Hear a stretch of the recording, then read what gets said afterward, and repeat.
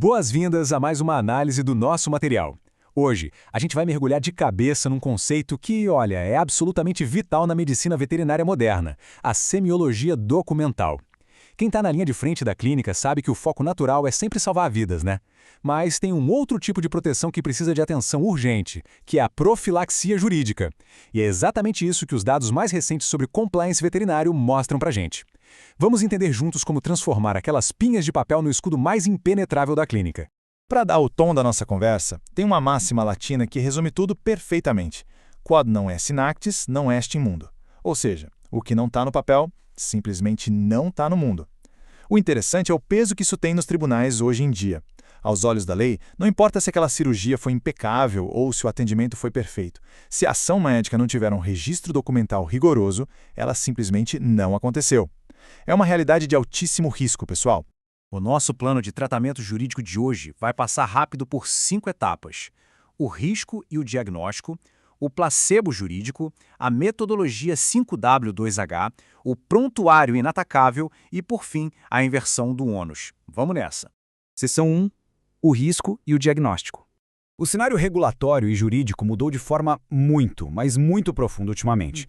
A gente teve uma quebra de paradigma na forma como a lei enxerga as famílias e os pets. Eles não são mais tratados como uma mera propriedade, um objeto. Hoje, eles são reconhecidos como membros de uma família multiespécie. E, bom, isso eleva drasticamente as apostas emocionais e, claro, as apostas jurídicas. Um erro ou uma falha de comunicação não resulta mais só no ressarcimento do valor de mercado do animal. Agora a gente está falando de compensação por trauma, por luto. E para colocar isso numa perspectiva real, as fontes trazem um número que salta aos olhos: R$12 mil. Esse foi o valor de uma multa por danos morais aplicada a uma clínica num caso real. E sabe qual é o detalhe chocante aqui? A cirurgia foi tecnicamente perfeita. É isso mesmo, 0 erro médico no bisturi. A clínica tomou essa multa pesada simplesmente porque usou um formulário de consentimento genérico, daqueles baixados da internet, que falhou feio no dever de informar. Seção 2. O placebo jurídico. O fim do tal do blanket consent. A causa raiz daquele prejuízo de R$12 mil está no contraste entre duas abordagens. Do lado esquerdo a gente tem o blanket consent, que é aquele termo genérico que promete autorizar absolutamente tudo. O material chama isso de placebo jurídico, porque assim como uma pílula de farinha não cura nada, esse termo não tem princípio ativo legal nenhum para defender o patrimônio da clínica. O Superior Tribunal de Justiça entende que esses termos genéricos são nulos porque violam o dever de informação. Já do outro lado, a gente tem a verdadeira cura, o TCL, o Termo de Consentimento Livre e Esclarecido. Esse documento é como se fosse um diagnóstico cirúrgico do risco. Ele tem que ser totalmente individualizado, detalhando o procedimento, os riscos específicos de óbito, as alternativas e, muito importante, uma estimativa exata dos custos. A consequência de apostar nesse placebo genérico é o que a gente chama de dano moral autônomo. O ponto central aqui é que a justiça entende que tirar da família o direito de fazer uma escolha informada é, por si só, uma ofensa passível de punição. Independentemente de quão brilhante tenha sido a cirurgia, se a família não foi avisada dos riscos específicos daquela raça ou daquela idade do animal, a lei interpreta que o direito de decisão deles foi simplesmente roubado. Assustador, né? Seção 3. A metodologia 5W2H e como redigir para o fiscal. Então, como a gente evita que essas pequenas falhas da rotina virem verdadeiras tragédias legais? A resposta é através de processos. Vamos imaginar um cenário super prático trazido pelas fontes. Pensa que a clínica fez uma auditoria interna e achou um erro simples. A porta da geladeira de vacinas não está fechando direito. E aí, faz o quê? Só apontar o dedo e dizer que alguém precisa consertar não tem valor legal nenhum. Apontar o erro não basta. Tem que gerar um plano de ação de verdade. E é bem aí que entra a famosa metodologia corporativa 5W2H. Essa estrutura funciona basicamente como uma receita médica com validade legal para corrigir erros na operação. Sempre que a gente apontar uma não conformidade, precisa definir 7 passos. O que? Ou seja, o que vai ser feito. Por exemplo, trocar a borracha da geladeira. Por quê? Qual é a justificativa legal? Ora, para garantir a cadeia de frio exigida. Onde? No setor da farmácia. Quando? Com prazo cravado, tipo 48 horas. Quem vai ser o responsável por ligar para o técnico? Como o processo vai rolar? E quanto isso vai custar? Seguir essa receita cria um registro inquestionável de diligência. O impacto prático disso na vida real é gigantesco. Afinal, o fiscal não é um inimigo. Ele atua como um auditor de processos.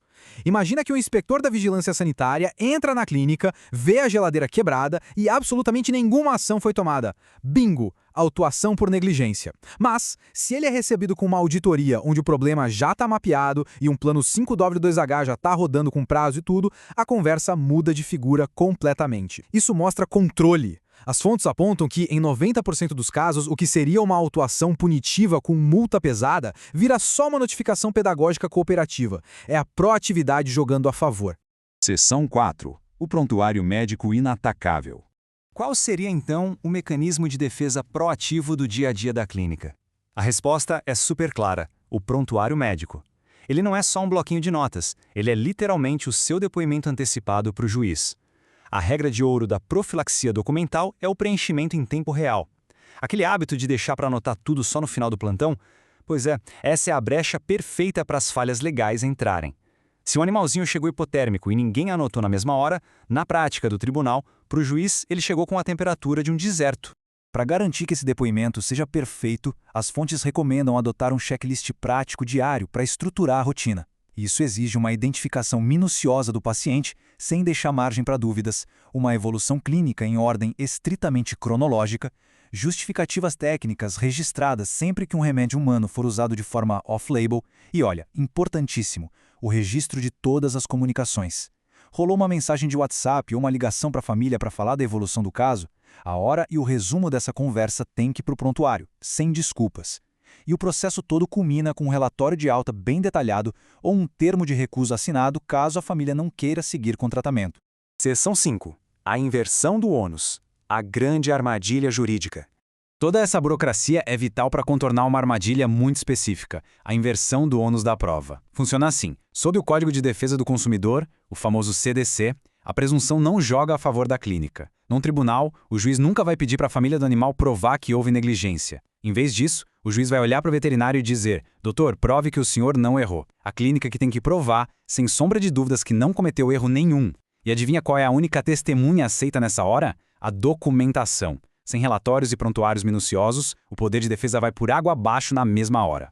No fim das contas, a organização documental não é só um detalhe administrativo chato. Ela é o verdadeiro sistema imunológico da clínica e o melhor advogado de defesa que se pode ter na hora da crise.